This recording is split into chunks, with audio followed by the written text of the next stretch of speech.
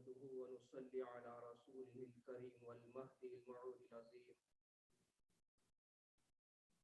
وقد قال الله تبارك وتعالى في كلامه القديم والفرقان الحميد: أعوذ بالله من الشيطان الرجيم. بسم الله الرحمن الرحيم. إنا هديناه السبيل إما شاكرا وإما كفورا. صدق الله المولانا العلي العظيم. أما بعد،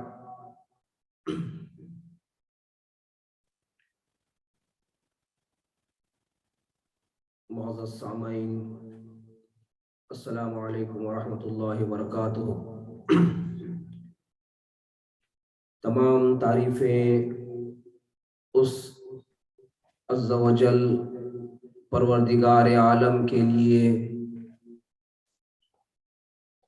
جس کی رحمتیں بہت وسیع ہیں اور جس کی رحمت ہر شے کو احاطہ کیے ہوئے ہے۔ درود و سلام رحمت للعالمین محمد عربی صلی اللہ علیہ وسلم اور آپ کے آل و اصحاب پر، اور درود و سلام امام الکائنات خلیفۃ اللہ میرا سید محمد جون پوری مہدی موعود علیہ السلام اور آپ کے آل و اصحاب پر۔ عزیزان محترم، ہم نے جس آیت مبارکہ کی تلاوت کی، یہ آیت مبارکہ سورہ دہر کی آیت نمبر 3 ہے۔ سورہ دہر کو سورہ انسان بھی کہا جاتا ہے۔ اس آیت مبارکہ سے پہلے اللہ تبارک و تعالی نے انسان کی تخلیق کو بیان فرمایا، اور اس آیت مبارکہ میں اللہ تبارک و تعالی ارشاد فرما رہا ہے: اِنَّا هَدَيْنَاهُ السَّبِيلَ إِمَّا شَاكِرًا وَإِمَّا كَفُورًا، کہ ہم نے ہدایت کا راستہ بتا دیا ہے۔ اب چاہے جو اسے قبول کرے یا اس کا کوئی انکار کرے، اللہ تعالیٰ نے ہدایت کا راستہ بتا دیا ہے۔ اب انسان کی مرضی، انسان کے سامنے اس کی زندگی اور انسان کے سامنے اس کی آخرت ہے۔ انسان دو راستوں میں سے ایک راستہ چن لے۔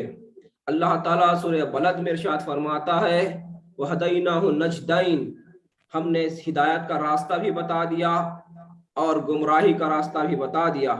خیر اور شر ہم نے دونوں انسان کے سامنے رکھے ہیں، اور انسان کو ہم نے عقل سلیم عطا کی ہے کہ انسان اپن عقل کے ذریعے جس طرح سے انسان دنیاوی زندگی گزارنے کے لیے ہر اچھی چیز کو چنتا ہے، ہر اچھی چیز کو منتخب کرتا ہے، وہ چاہتا ہے کہ دنیا کی اچھی سے اچھی چیز اس کے پاس رہے، اسی طرح اللہ تعالیٰ دو راستے بیان کر دیا، بتا دیا ہے، ہدایت اور گمراہی کا راستہ۔ انسان جس طرح دنیا کی زندگی کو اچھی بنانے کے لیے اچھی چیزوں کا منتخب کرتا ہے، اللہ فرماتا ہے اگر آخرت کی نجات چاہتے ہو تو آخرت کے لیے بھی اچھی چیزوں کا منتخب کرو۔ وہ چیزیں جو انسان کو اللہ تبارک و تعالیٰ کے قریب کرتی ہے، وہ چیزیں جو انسان اللہ کو راضی کرتا ہے، اللہ کی خوشنودی حاصل کرتا ہے۔ چنانچہ جس طرح سے ہم نے اس آیت مبارکہ کی تلاوت کی، اللہ نے اس آیت مبارکہ میں ہدایت کا ذکر فرمایا، اور ہدایت بہت ہی اہم چیز ہے انسان کے لیے۔ اللہ کی ہدایت یہ بہت ہی امپورٹنٹ چیز ہے، اور میں سمجھتا ہوں کہ انسان کی زندگی میں ہدایت سے بڑھ کر اللہ کی کوئی بڑی نعمت نہیں ہے، کیونکہ اگر ہدایت نہ ہو تو دنیا کی زندگی کتنی بھی اچھی ہو جائے اللہ کو راضی نہیں کر سکتا، وہ انسان اللہ تک نہیں پہنچ سکتا، وہ انسان اللہ کی خوشنودی حاصل نہیں کر سکتا۔ تو انسان کے لیے ہدایت یہ سب سے بڑی دولت اور سب سے بڑی نعمت اور اللہ تعالیٰ کا سب سے بڑا انعام ہے۔ انسان کو چاہیے کہ اس ہدایت کو سنبھال کر رکھے، ہمیں جو اللہ نے ایمان عطا کیا ہے، اللہ نے ہمیں جو ہدایت عطا کی ہے، یہ ہدایت اللہ کی مرضی جو اللہ فرماتا ہے واللہ یہدی من یشاء الی صراط مستقیم، اللہ جسے چاہتا ہے اسے ہدایت عطا کرتا ہے، سیدھا راستہ عطا کرتا ہے۔ اگر اللہ نہ چاہے تو انسان لاکھ کوشش کر لے وہ ہدایت کے راستے پر نہیں آ سکتا۔ یہ اللہ کا احسان عظیم ہے کہ اللہ تبارک و تعالیٰ نے ہمیں ایمان عطا کیا، ایمان پر قائم رکھا، اس کی عبادت کرنے کی توفیق عطا فرمائی، اور آج ہمیں وہ رات عطا فرمائی جسے شب برات کہا جاتا ہے۔ شب برات کے معنی ہم سب سے پہلے سمجھیں کہ شب برات کسے کہا جاتا ہے، برات کسے کہا جاتا ہے۔ برات کے معنی ہیں آزادی کے، چھٹ جانے کے۔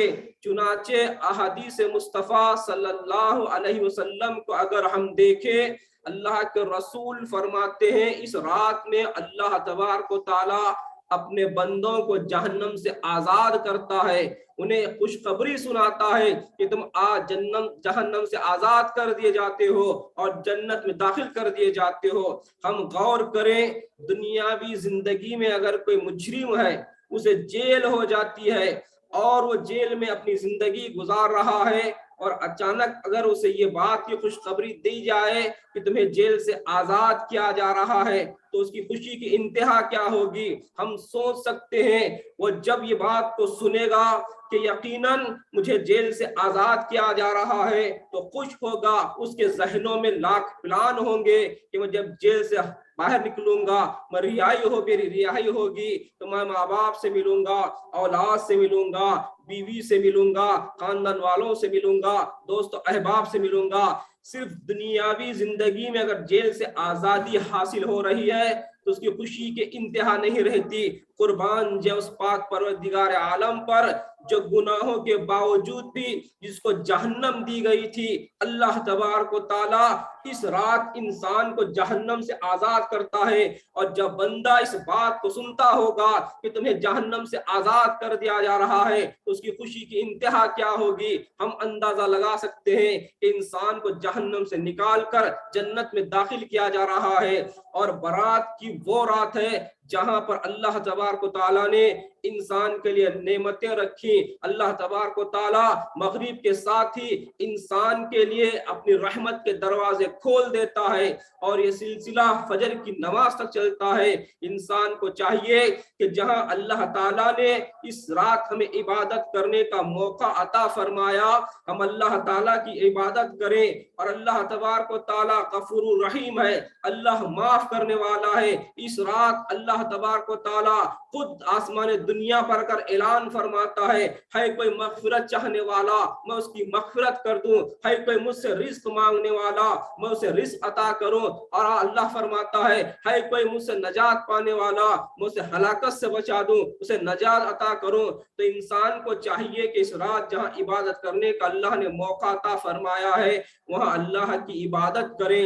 اور اگر آپ دنیا اور اللہ کے قانون میں فرق دیکھیں کہ دنیا کا قانون یہ ہے کہ اگر دنیا کے قانون میں انسان اپنے جرم کا اقبال کرتا ہے، اپنے جرم کو قبول کرتا ہے اور کہتا ہے کہ میں نے جرم کیا ہے تو دنیا کا قانون اسے سزا دیتی ہے، اور قانون یہ کہتا ہے کہ مجرم نے خود اقبال جرم کیا ہے، اپنے جرم کو قبول کیا ہے، اب کوئی دلیل کی ضرورت نہیں ہے، اب کوئی گواہ کی ضرورت نہیں ہے، لہٰذا اس کے اقبال جرم پر سزا دی جاتی ہے۔ لیکن اللہ کی رحمت دیکھیں، اللہ تعالیٰ کتنا غفور الرحیم ہے، اللہ رحمان الرحیم ہے کہ اللہ کے دربار میں اگر انسان اپنے گناہوں کو قبول کرتا ہے اور یہ اعلان کرتا ہے کہ باری الہ یقیناً میں گنہگار ہوں، میں خطا کار ہوں، تو بخشنے والا ہے، تو معاف کرنے والا ہے، تو ہر ایک کی مغفرت کرنے والا ہے۔ جب اللہ کے دربار میں اپنے انسان اپنے گناہوں کو قبول کرتا ہے، اللہ تبارک و تعالیٰ کی رحمت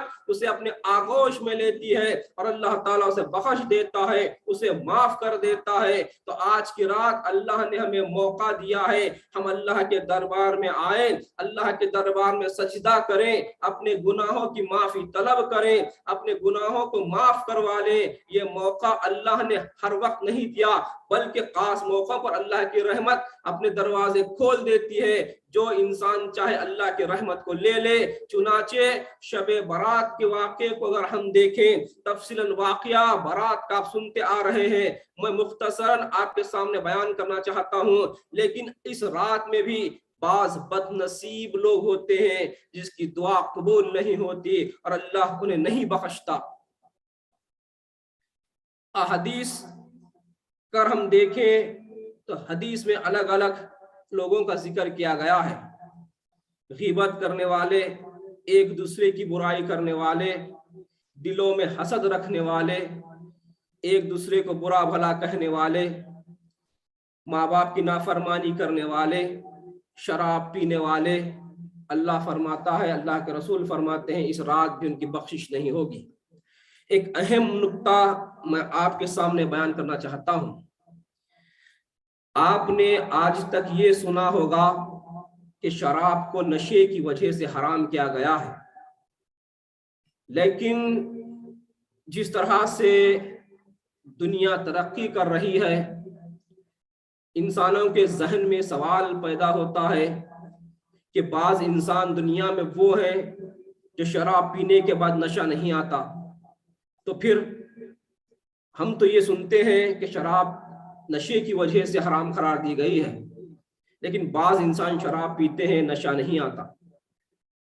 ہم اسلام اور شریعت اللہ کے احکام پر غور کریں، یقیناً شراب میں نشہ ہے، حرام ہے، لیکن اس کی دوسری وجہ بھی ایک یہ ہے کہ حقیقت میں اللہ تبارک و تعالیٰ نے شراب کو اس لیے حرام قرار دیا ہے کہ جب انسان شراب پیتا ہے اس وقت اس کے منہ سے جو بو آتی ہے، رحمت کے فرشتے قریب نہیں ہوتے۔ اسی لیے اللہ کے رسول نے فرمایا کہ انسان سے جب رحمت کے فرشتے دور ہو جاتے ہیں اس وقت انسان پر شیطان غالب آتا ہے، اور شیطان جب غالب آتا ہے تو اس وقت انسان جانوروں کی طرح حرکت کرتا ہے۔ اس لیے حقیقت میں جو انسان کے منہ سے بو آتی ہے اس وجہ سے اللہ نے شراب کو حرام قرار دیا۔ اور حدیث میں آتا ہے روز محشر ہوگا جب جہنمیوں کو جہنم میں ڈالا جائے گا، انسان ایک دوسرے کے منہ کو پکڑے ہوئے رہیں گے، کیونکہ اس وقت جب شرابی کو جہنم میں ڈالا جائے گا اس کے منہ سے جو بدبو آئے گی، جہنم میں رہنے والے بھی اس بدبو کو پسند نہیں کریں گے، کراہت سے لوگ بھاگیں گے۔ چنانچہ اسی لیے آج کی رات جب تک یہ انسان اللہ کے دربار میں مغفرت نہیں چاہتا، اللہ تبارک و تعالیٰ اس کی دعا کو قبول نہیں کرتا۔ اور ماں باپ کے بارے میں تو اللہ تبارک و تعالیٰ نے حکم فرمایا ہے وَلَا تَقُلْ لَهُمَا اُفٍّ، تم اپنے ماں باپ کو اف بھی مت کہو۔ اگر عربی زبان میں اف کے معنی کو دیکھیں تو لینگویج کے حساب سے، لغت کے حساب سے اگر دیکھیں تو اف کسے کہا جاتا ہے؟ ہمارے ناخن میں جو میل جو اٹکتا ہے اس کو عربی میں اف کہتے ہیں۔ اللہ فرماتا ہے اس ناخن کے میل کے برابر بھی اپنے ماں باپ کو اف مت کہنا، چاہے ماں باپ کچھ بھی کر لیں، کیونکہ ماں باپ کا مقام بہت بڑا ہے، ماں باپ کا مقام بہت بڑا ہے۔ ہم نے جمعہ میں اس واقعے کو بیان کیا تھا، لیکن یہ بیان آج لائیو چل رہا ہے اور اس بیان کو لائیو لوگ سن رہے ہیں۔ میں چاہتا ہوں کہ اس واقعے کو آپ کے سامنے پھر ایک مرتبہ بیان کروں تاکہ یہ جو لوگ جمعہ میں موجود نہ تھے وہ بھی سن لیں اور جو آن لائن سن رہے ہیں وہ بھی سن لیں۔ مالک ابن دینار فرماتے ہیں کہ میں نے 60 حج کیے ہیں، اور جب میں 60واں حج کرنے کے لیے مکہ معظمہ پہنچا، میں نے حج کیا، میری نظر کیا دیکھتی ہے کہ لاکھوں کا مجموعہ ہے۔ میرے ذہن میں خیال آیا کہ پروردگار، تیرے گھر کا طواف کرنے کے لیے، تیرے گھر کی زیارت کے لیے دنیا سے لوگ آئے ہوئے ہیں، ہر مقام سے آئے ہوئے ہیں، اور اتنے لاکھوں لوگ ہیں، تو کیا سب کا حج قبول ہو گیا ہوگا؟ میرے ذہن میں خیال آیا، رات میں مجھے نیند لگی، خواب میں کیا دیکھتا ہوں کہ مجھے آواز دینے والے نے خواب میں آواز دی کہ اے مالک، تمام کا حج قبول ہو گیا ہے سوائے ایک کے۔ امام مالک پلٹ کر کہنے لگے कौन है? आवाज आई, मोहम्मद इब्न हारून बल्खी, इनका हज कबूल नहीं हुआ। आप सुबह उठे, फजर की नमाज अदा की, अब आप मोहम्मद बिन हारून बल्खी को तलाश करते हुए निकल रहे हैं। आपने देखा होगा शुरू से सिस्टम चला रहा है, हर कंट्री का टेंट अलग होता है, लोग वहां पर रहते हैं। चुनाचे मालिक इब्ने दीनार मोहम्मद बिन हारून बल्खी को तलाश करते हुए बल्ख वालों के पास पहुंचे और उनसे कहा कि मोहम्मद बिन हारून बल्खी कहाँ हैं? बल्ख वालों ने कहा कि वो तो बहुत ही नेक परहेजगुजार, रात भर अल्लाह की इबादत करते हैं, उनकी रात अल्लाह की जिक्र और सजदों में गुजरती है, दिन में रोजा रखते हैं, बहुत ही नेक है, बहुत ही नरम दिल है, बल्ख में उनका जैसा कोई नहीं है। लिहाजा मालिक इब्ने दीनार को और शौक पैदा हुआ कि लोग तो उसकी तारीफ कर रहे हैं और फिर मुझे हुक्म हुआ है कि मोहम्मद इब्ने हारून बल्खी का हज कबूल नहीं हुआ, ये बात समझ में नहीं आ रही है। चुनाचे लोगों से जब पूछा तो लोगों ने कहा कि फला फला पहाड़ी के पास उन्होंने अपना टेंट डाला है, वहां वो इबादत करते हैं।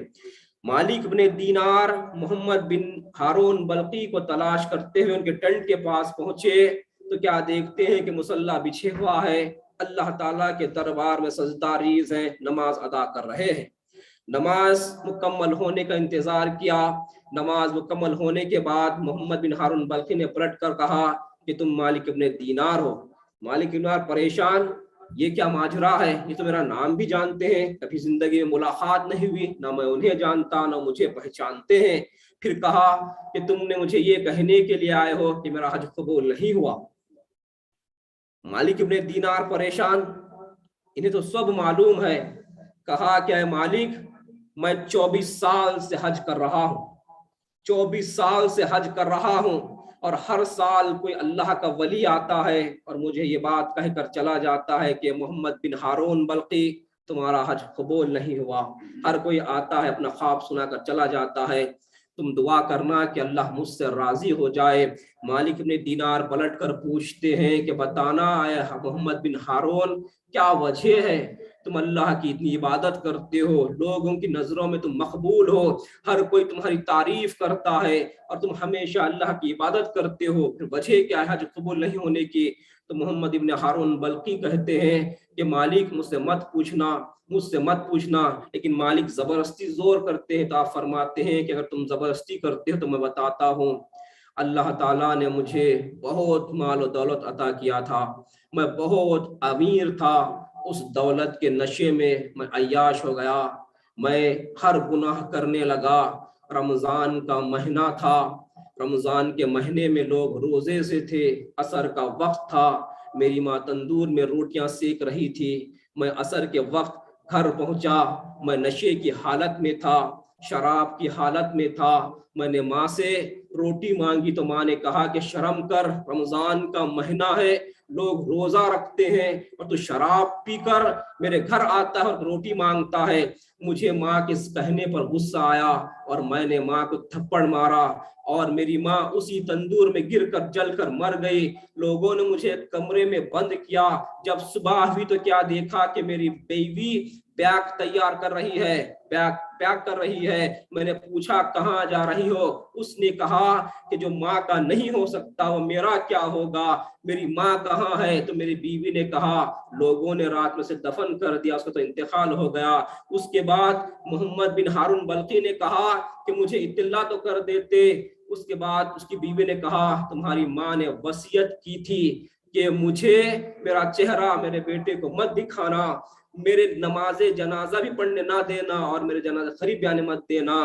आप गौर करें, 1 माह 9 महीने बच्चे को अपने पेट में रखती है और यकीनन खुदा की कसम, एक बच्चा जब पेट में माँ के रौंद लगाता है और माँ को जो तकलीफ होती है उस वक्त, यकीनन खुदा की कसम अगर इंसान सारी जिंदगी भी माँ की खिदमत कर ले तो जो एक चक्कर लगाने पर तकलीफ होती है उस तकलीफ का एहसान का बदला नहीं दे सकता।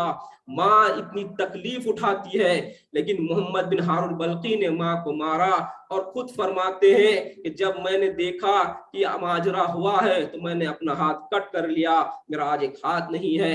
چنانچہ جب یہ بات مالک ابن دینار نے سنی تو مالک ابن دینار نے بھی محمد ابن ہارون بلخی کو ایک تھپڑ مارا اور کہا تیری یہی سزا ہونی چاہیے۔ لہٰذا وہ اپنے واپس ٹینٹ میں آئے، رات میں سوتے ہیں تو خواب میں اللہ کے رسول صلی اللہ علیہ وسلم آتے ہیں اور فرماتے ہیں مالک تم نے تو اسے مایوس کر دیا، اللہ تعالیٰ مایوس کرنے والا نہیں ہے، جاؤ خوشخبری دے دو کہ روز محشر اس کی ماں ہی اسے بخشوائے گی، اللہ کے نزدیک اس کی ماں ہی اس سے کہے گی کہ پروردگار اسے بخش دینا۔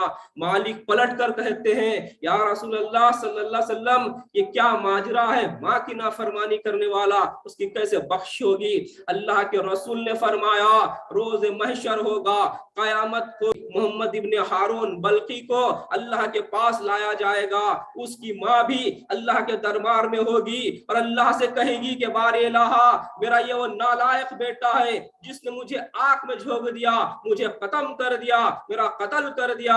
اللہ تعالیٰ فرمائے گا کہ جاؤ اسے بھی جہنم میں ڈالنا۔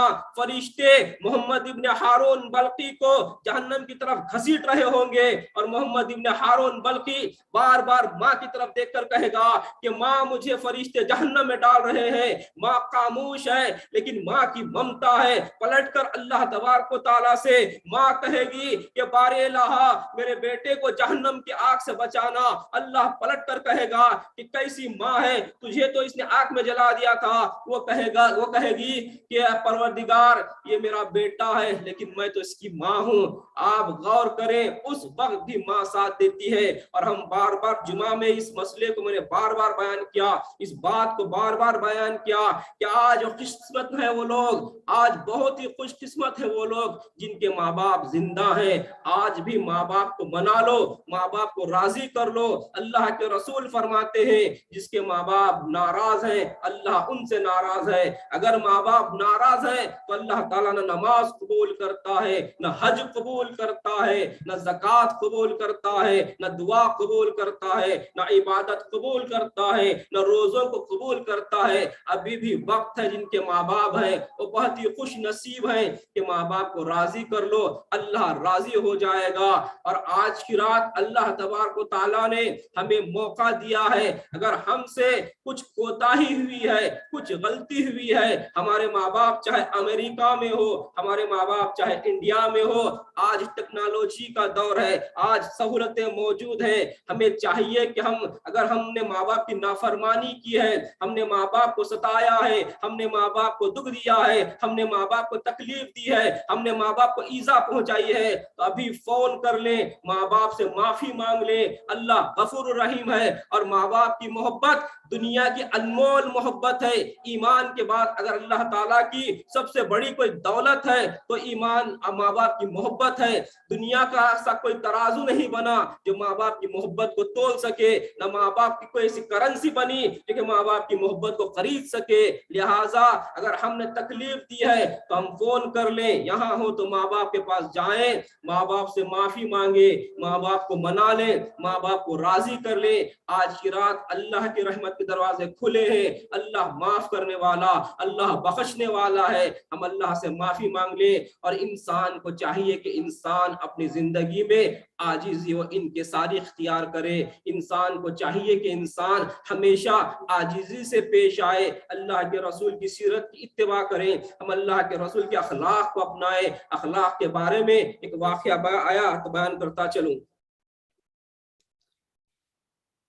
ایک مرتبہ ایک شخص اللہ کے رسول کے گھر پر آتا ہے، اللہ کے رسول صلی اللہ علیہ وسلم سے کہتا ہے کہ میں آج رات آپ کے گھر گزارنا چاہتا ہوں۔ مسلمان نہیں ہے۔ اللہ کے رسول صلی اللہ علیہ وسلم نے فرمایا ٹھیک ہے، آپ آج ہمارے گھر گزار لیں۔ رات ہوئی، اللہ کے رسول صلی اللہ علیہ وسلم نے اپنے گھر بلایا، اس کے بعد جو بھی بکری کا دودھ تھا اسے دیا، وہ پیا، یعنی پورے قبیلے کا، پورے اللہ کے گھر کا بکری کا دودھ اس نے اکیلے پی لیا، 4-5 بکریوں کا۔ سو گیا، کافی موٹا تازہ تھا۔ دودھ زیادہ پی لیا، سو گیا۔ رات میں اس نے بستر پر پیشاب کیا، جب صبح نیند ہوشیار ہوئی کیا دیکھتا ہے کہ بستر پر پیشاب کر چکا ہے۔ اب وہ پریشان ہو گیا کہ میں کیا کروں۔ آہستہ اٹھ کر اللہ کے رسول صلی اللہ علیہ وسلم کے گھر سے نکل گیا۔ بعد سامنے کنواں تھا، کنویں پر غسل کیا تو فوراً اسے یاد آیا کہ اس کی ایک سونے کی انگوٹھی اس بستر کے پاس رکھی ہوئی ہے، وہ بھول چکا ہے۔ اب وہ سوچتا ہے کہ اگر میں انگوٹھی لینے کے لیے چلا جاؤں تو وہاں تو بہت لوگ جمع ہوں گے، میری شرمندگی ہوگی، مجھے شرم آئے گی، مجھے شرمندگی ہوگی، لہٰذا میں کیسے جاؤں۔ لیکن سونا تھا، قیمتی تھا، لہٰذا وہ جیسے تیسے کرتے ہوئے اللہ کے رسول صلی اللہ علیہ وسلم کے گھر انگوٹھی لینے کے لیے پہنچا تو کیا دیکھتا ہے کہ اللہ کے رسول صلی اللہ علیہ وسلم اس بستر پر پانی بہا رہے ہیں، اس کے پیشاب پر پانی ڈال رہے ہیں۔ یہ عاجزی، یہ انکساری، یہ اخلاق رسول امت مسلمہ کو تعلیم دیتے ہیں کہ اللہ کے رسول کے کیریکٹر کو اختیار کرو، اللہ کے رسول کے اخلاق کو اختیار کرو۔ ایک غیر مسلمان جو اللہ کے رسول صلی اللہ علیہ وسلم کے بستر پر پیشاب کرتا ہے، اللہ کے رسول اس پیشاب پر پانی ڈال رہے ہیں۔ ہم غور کریں کہ اللہ کے رسول نے ہمیں کیا تعلیم دی ہے، کس طرح عاجز و انکساری سکھائی ہے۔ یہی وجہ تھی کہ عرب کے وہ لوگ جو تلواروں کے سامنے نہیں جھکتے تھے، جن کی گردنیں تلواروں کے سامنے بھی اونچی رہتی تھی، وہ لوگ اللہ کے رسول کے اخلاق کے سامنے جھک گئے۔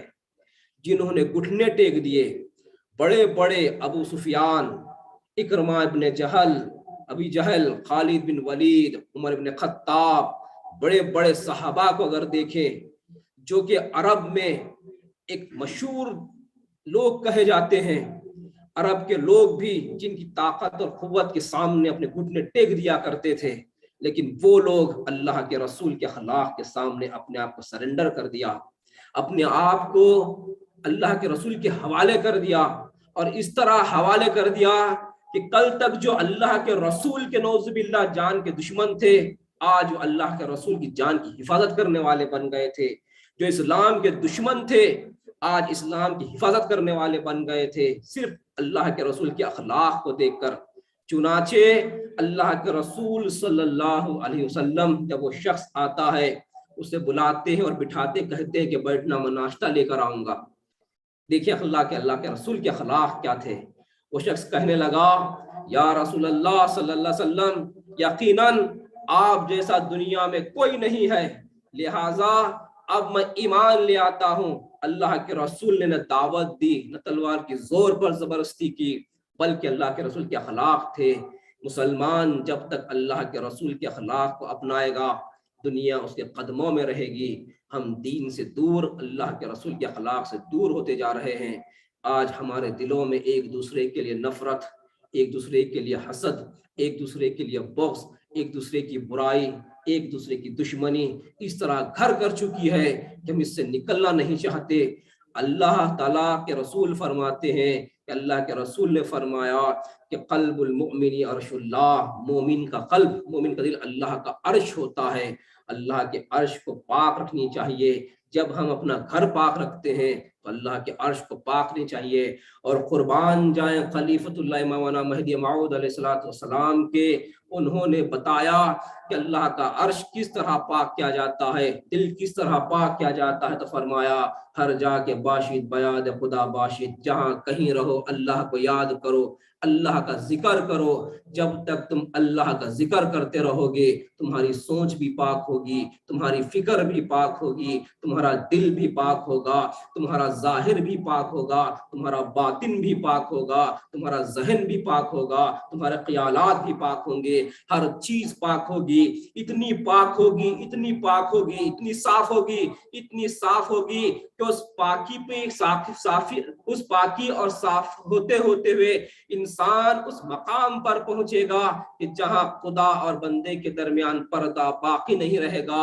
اللہ تعالیٰ خود فرمائے گا، فرشتوں آج میرے اور میرے بندے کے درمیان سے پردے اٹھا دینا، آج ہم بندے کو دیکھیں گے، بندہ ہمیں دیکھے گا۔ لہٰذا انسان کا دل پاک ہوگا تو ہر چیز پاک ہوگی. اس لیے اللہ کے رسول فرماتے ہیں جسم میں گوشت کا لوتھڑا ہے، اگر وہ صاف ہے تو سب صاف ہے، اگر وہ ناپاک ہے تو وہ سب چیز ناپاک ہے. لہٰذا اللہ تعالیٰ نے آج برات کی رات ہمیں عطا کی ہے. اللہ نے ہمیں موقع دیا ہے کہ اللہ تعالیٰ کے دربار میں ہم اللہ کی عبادت کریں، اللہ کو راضی کریں، اپنے گناہوں کی معافی طلب کریں. اللہ غفور الرحیم ہے، رحمان الرحیم ہے، بخشنے والا اور معاف کرنے والا ہے. لہٰذا اللہ تعالیٰ ہمیشہ انسان کے باطن کو دیکھتا ہے، ظاہر کو نہیں دیکھتا. احادیث میں آتا ہے، اللہ کے رسول فرماتے ہیں رب اشعث مدفون بالابواب لو اقسم علی اللہ لبرہ اللہ، کہ آپ بعض لوگوں کو دیکھیں گے جن کے بال پراگندہ ہیں، بکھرے ہوئے ہیں، جسم صاف نہیں ہے اور دروازوں سے نکال دیے جاتے ہیں، یعنی انہیں جھڑک دیا جاتا ہے. فرمائے لو اقسم علی اللہ، اگر وہ اللہ کی قسم کھا لے لبرہ اللہ، اللہ تعالیٰ ان کی قسم کو پورا کرے گا. انسان کے ظاہر پر نہ جائے، انسان کے باطن کو دیکھے، اور انسان ظاہر نہ سنوارے بلکہ باطن کو سنوارے. اللہ تعالیٰ ظاہر کو نہیں بلکہ اللہ تعالیٰ باطن کو دیکھتا ہے، باطن کو صاف کریں. چنانچہ اللہ تعالیٰ سے دعا ہے کہ اللہ تعالیٰ اس رات ہم سب کی کبیرہ صغیرہ گناہوں کو معاف فرمائے. اللہ تعالیٰ خاتمہ بالخیر عطا فرمائے، ایمان پر ہمارا خاتمہ عطا فرمائے. اللہ تعالیٰ سے تو اللہ تعالیٰ مہدویت پر ہمارا خاتمہ عطا فرمائے. اللہ تعالیٰ ہمیں اور ہمارے اولاد کے ایمان کو محفوظ رکھے. اللہ تعالیٰ ہمیں اور ہمارے اولاد کے ایمان میں پختگی اور مضبوطی عطا فرمائے. اللہ سے دعا اللہ تعالیٰ ہمیں اپنا دیدار عطا فرمائے. اللہ تعالیٰ سے تو اللہ تعالیٰ ہماری اس رات کی دعاؤں کو قبول عطا فرمائے، ہماری اس رات کی عبادتوں کو قبول عطا فرمائے. اور اللہ تعالیٰ سے تو اللہ تعالیٰ اپنے فضل و کرم سے، رسول مہدی کے وسیلے سے، اہل بیت کے وسیلے سے اللہ تعالیٰ ہماری ان دعا کو قبول عطا فرمائے. آمین ثم آمین. وما علینا الا البلاغ. تسبیح ہوگی.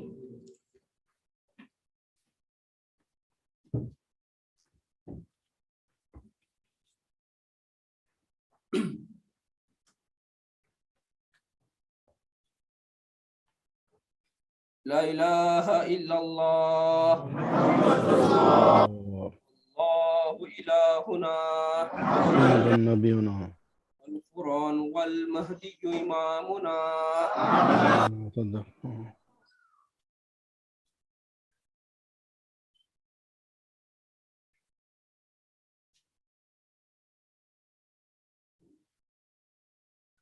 السلام علیکم ورحمۃ اللہ وبرکاتہ. وعلیکم السلام. خواتین و حضرات، اس کے ساتھ ہی آج کا جلسہ اختتام کو پہنچتا ہے. میں مشکور ہوں حافظ شاداب علی خان، حافظ و قاری سید میرا صاحبان خن میری اور حضرت پیر مرشد سید امیر مہدی صاحب کا کہ آپ تمام کی تقاریر، حمد اور قرت سے آج کا جلسہ بہتر انداز میں پورا ہو گیا. اور رمضان کے لیے اب صرف 2 ہفتے رہ گئے ہیں باقی، اور انشاءاللہ آپ کو 1-2-3 دن میں MICC کی جانب سے رمضان کا جو تفصیل ہے لیٹر کی وہ آپ کو مل جائے گی. اور ہمیں امید ہے کہ آپ لوگ سب رمضان پوری خوشو و خضوع کے ساتھ جس طرح کہ ہم کو گزارنا چاہیے گزاریں گے. MICC کو تشریف لائیے رمضان میں، اور تفصیل آپ کو انشاءاللہ لیٹر میں مل جائے گی. بہت شکریہ. خدا حافظ.